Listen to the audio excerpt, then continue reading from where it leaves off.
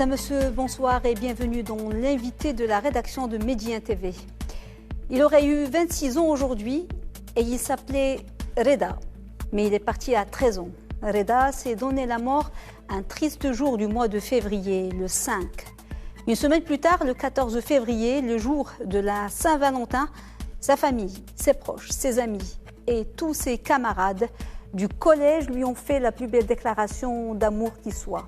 Un hommage et un engagement, un pacte qu'ils ont scellé il y a 13 ans et qui se renforce avec le temps. Celui de libérer la parole des adolescents en questionnement ou en souffrance pour éviter le pire. L'association Le Sourire de Reda est née de cet élan d'amour, d'espoir et de résilience. Depuis, l'association a multiplié les actions et les initiatives pour venir en aide aux jeunes, pour les écouter, les protéger, les sauver. Sa dernière action, Click and Protect, une campagne de sensibilisation nationale pour lutter contre le harcèlement en ligne. Et pour parler de cette belle et importante initiative, nous avons le plaisir de recevoir ce soir sur notre plateau Madame Myriam Bahri, directrice générale de l'association Sourire de Reda. Myriam Bahri, bonsoir et merci beaucoup d'avoir accepté notre invitation. Bonsoir et merci de nous avoir invités. Alors, Myriam Bahri, d'abord, pourquoi avez-vous choisi d'axer cette campagne autour du harcèlement en ligne ? Alors, il y a quelques années, on ne parlait pas encore de harcèlement en ligne. Les enfants étaient harcelés essentiellement à l'école, donc on parlait de harcèlement scolaire, on faisait de la sensibilisation par rapport à ce sujet-là. De plus en plus, on s'est rendu compte que les jeunes sont harcelés sur les plateformes de communication et sur les réseaux sociaux. Et la spécificité du harcèlement en ligne, ce qui le rend plus intense et plus accru, et donc finalement plus délétère et plus anxiogène, c'est qu'il se passe dans un espace-temps qui est continu. Le jeune n'a plus cette soupape de décompression, cet espace où il peut prendre du recul, où il peut respirer, où il peut chercher de l'aide et trouver des ressources sur lesquelles s'appuyer. Donc c'est la gravité finalement et l'intensité de ce que peut vivre un jeune qui est harcelé sur les réseaux sociaux qui nous a fait nous rendre compte qu'il est important aujourd'hui d'aider les jeunes d'abord à prendre conscience de ce qu'ils vivent et puis à trouver des ressources et des outils pour se protéger sur les réseaux sociaux. Alors, l'originalité, c'est que vous avez choisi de mener cette campagne avec Instagram, un réseau social justement. Comment est venue cette idée et en quoi consiste cette collaboration ? Alors, notre partenariat, donc Sourire de Reda avec Instagram, date de plus d'une année. On avait commencé ce partenariat sur la base déjà d'être une association de référence dans la zone MENA pour le réseau Instagram qui oriente vers nous les jeunes qui sont en souffrance. Lorsque leur algorithme démontre dans le cadre des publications et des stories que le jeune a des idées suicidaires ou vit une problématique liée au bien-être, à la santé mentale de manière générale, le réseau s'est donné la responsabilité d'orienter vers des associations références. Et au Maroc, donc, et dans toute la zone MENA, nous sommes une des associations relais de Instagram. Ça, c'était la première étape. Depuis une année maintenant, donc, on s'interrogeait avec Instagram sur comment est-ce qu'on peut aller plus loin dans la prévention et notamment sur ce volet du cyberharcèlement. Donc, nous avons appris qu'Instagram avait des outils mis à la disposition des jeunes pour se protéger sur les réseaux sociaux, des outils qui n'étaient pas forcément connus de tous, ou lorsque les jeunes les connaissaient, c'est ce qu'on a vu avec notre comité de jeunes, il pouvait y avoir encore des blocages à les utiliser parce qu'ils étaient méconnus, parce qu'on avait peur des conséquences d'utiliser ces outils-là.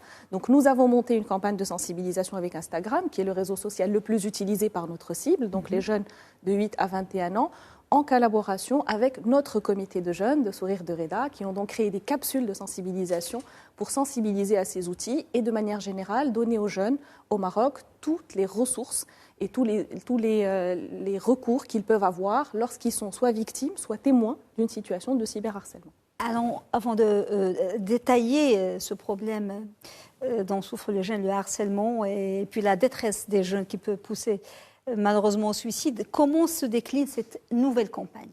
Comment avez-vous choisi de la décliner, qui va se poursuivre jusqu'à fin janvier ? Tout à fait. Donc, c'est une campagne qui dure un peu plus d'un mois, qui s'appelle Click and Protect, et dont l'objectif est double. Premièrement, sensibiliser les jeunes sur les dangers encourus sur les réseaux sociaux. Notre but n'est pas de dire aux jeunes de ne pas aller sur les réseaux sociaux, mais lorsqu'ils y sont, d'en avoir une utilisation responsable et avisée et avertie. Qu'ils aient conscience des dangers qu'ils encourent, parce que souvent, ils ont tendance à banaliser les situations d'humiliation, de harcèlement, d'intimidation, de moquerie qu'ils vont rencontrer ou dont ils vont être témoins. Ça, c'est la première étape, le premier objectif. Le deuxième est de leur donner des outils concrets et des ressources qu'ils peuvent utiliser pour se protéger. Concrètement, qu'est-ce que je fais, moi, jeune, si je suis victime de cyberharcèlement ou si je suis témoin du cyberharcèlement d'un ami sur les réseaux sociaux. Donc nous avons développé des capsules de sensibilisation pour faire connaître ces outils sur les réseaux sociaux. Elles ont été tournées avec nos jeunes du comité de jeunes. Elles sont disponibles sur Instagram et sur Facebook de Sourire de Reda.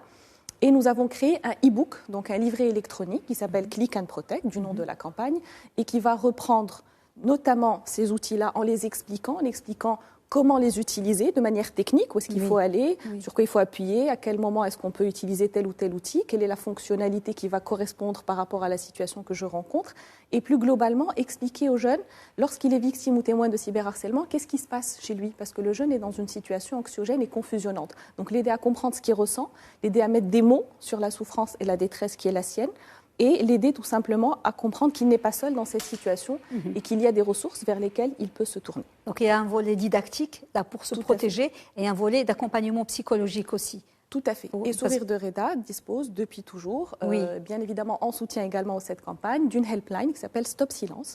C'est une ligne de soutien émotionnel qui est complètement anonyme, gratuite et confidentielle, disponible sur l'application Stop Silence sur Android et iOS et sur le site web www.stopsilence.org. Le jeune se connecte avec un écoutant bénévole et il peut par chat, donc c'est bien une ligne d'écoute par chat, pas téléphonique, parce que c'est un moyen qui est beaucoup plus intuitif et user-friendly pour le jeune. Il peut donc se connecter avec un écoutant bénévole qui va l'accompagner de manière confidentielle par rapport à la problématique qu'il vit, qui peut être ou pas une problématique de cyberharcèlement et qui peut avoir généré ou pas des idées suicidaires et des tentatives de suicide éventuelles. Alors, l'association Sourire de Reda existe depuis 13 ans et malheureusement ou bizarrement, il n'y a pas eu beaucoup d'associations. Vous êtes la seule association, je pense, à œuvrer dans ce sens.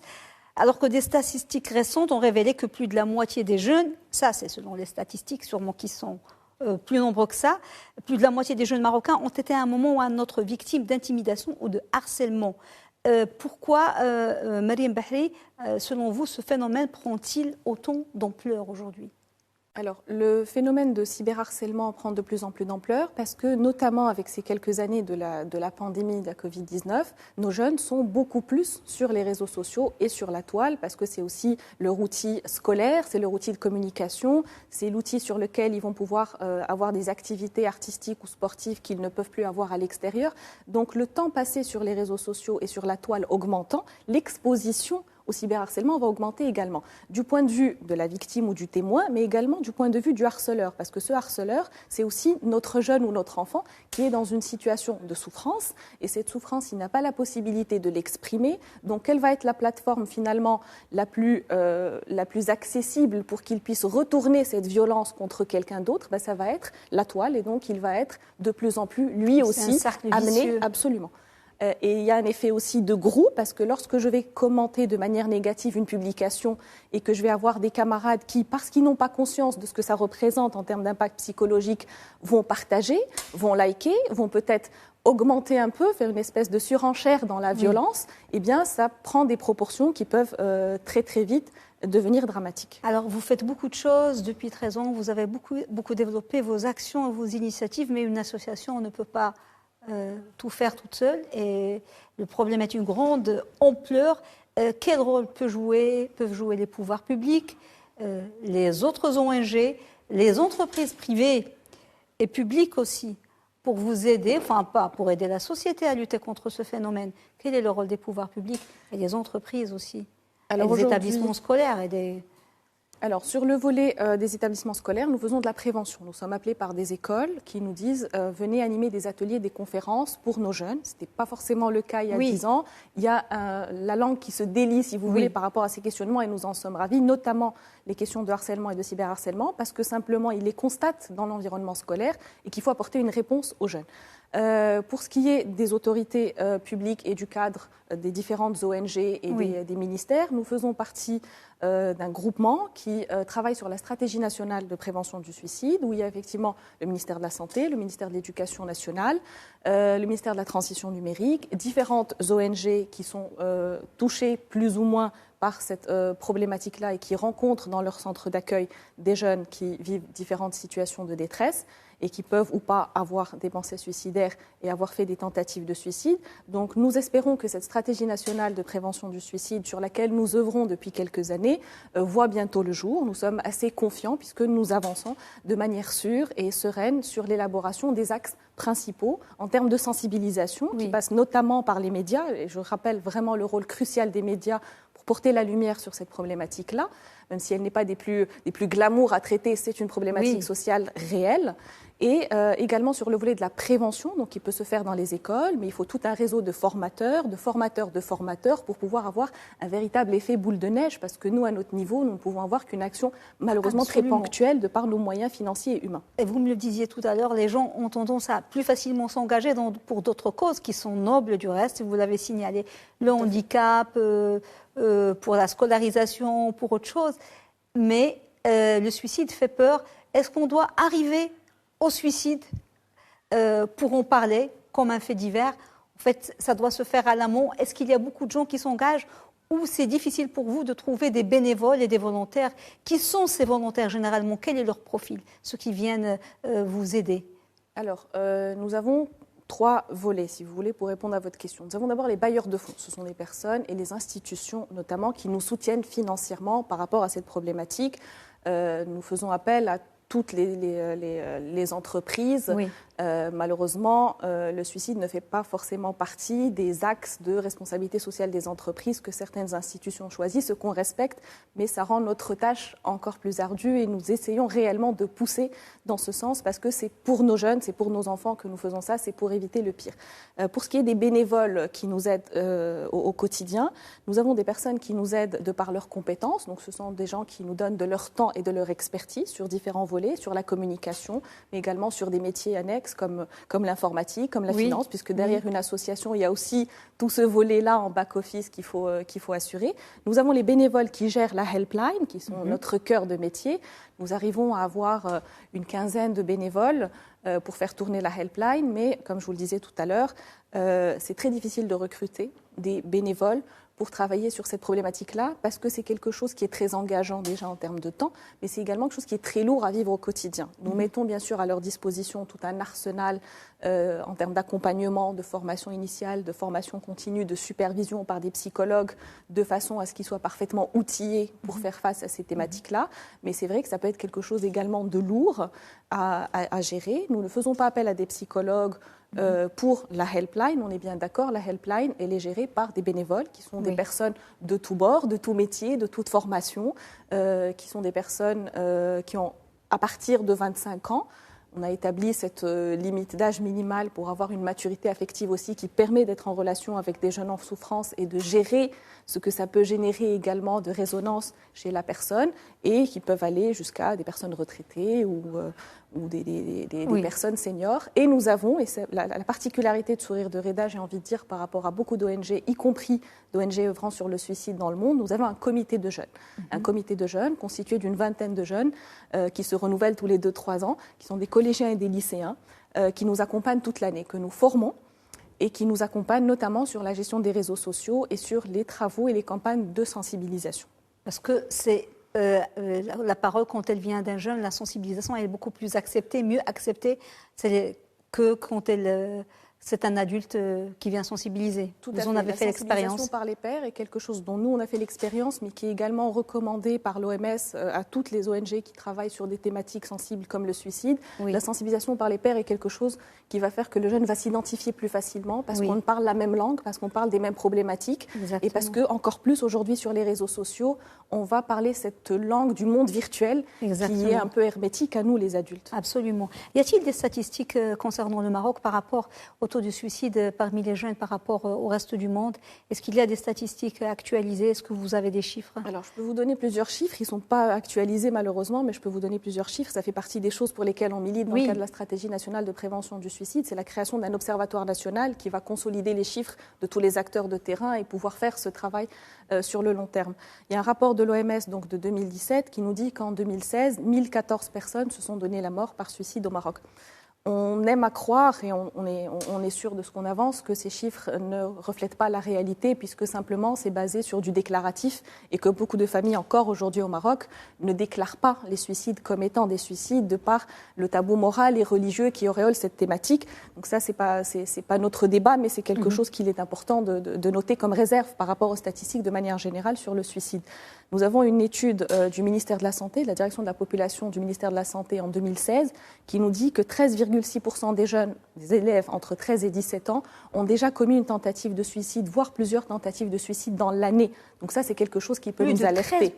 Plus de 13% des élèves, ça monte jusqu'à 16% des jeunes qui ont pensé à se suicider, qui ont même, c'est ce que dit l'étude, envisagé sérieusement comment ils pourraient se suicider. Donc c'est des pensées suicidaires qui sont quand même assez avancées en termes de plan d'action suicidaire. Et jusqu'à 20% lorsqu'on demande aux jeunes, est-ce qu'ils se sentent seuls tout le temps, sans avoir de ressources autour d'eux, de personnes à qui parler. Donc on a quand même 20% des jeunes qui sont dans ces situations d'enfermement et d'isolement. Vous parliez d'agir en amont tout à l'heure. Oui. Ces chiffres pour nous sont tout aussi parlants que les chiffres du suicide lui-même, parce que c'est là qu'on peut agir. Exactement. C'est dans ces moments où le jeune est dans l'incertitude, dans l'angoisse, dans l'isolement, qu'il faut libérer la parole. Vous le disiez en introduction, Absolument. Je pense que c'est une notion clé. Libérer la parole, ça peut sembler assez banal, mais c'est la première étape, la plus cruciale, pour empêcher qu'un jeune ne commette le pire. C'est déjà l'aider à exprimer, à verbaliser, à ventiler la souffrance qu'il ressent, quelle que soit la situation derrière. Oui, il faut l'exorciser. On n'a pas les chiffres actualisés, et je pense que malheureusement, pendant ces 2 années qui ont été très, très, très difficiles, et notamment pour les jeunes qui ont été coupés de leur monde, de leur école, collège, il y a aussi des problèmes de jeunes qui sont addicts, ne serait-ce qu'à la cigarette ou bien à d'autres choses, qui peuvent fumer de l'herbe ou autre chose, et qui ont été obligés de se sevrer seuls, même de la cigarette. Et vous m'avez dit que vous avez reçu un record d'appels pendant la période du confinement et après. C'était beaucoup plus que d'habitude. Oui, nous avons eu un pic effectivement de sollicitations, que ce soit à travers la helpline ou à travers les demandes d'aide que nous gérons également par mail, simplement parce que nous n'avons pas la possibilité humaine et financière d'opérer la helpline 24 heures sur 24.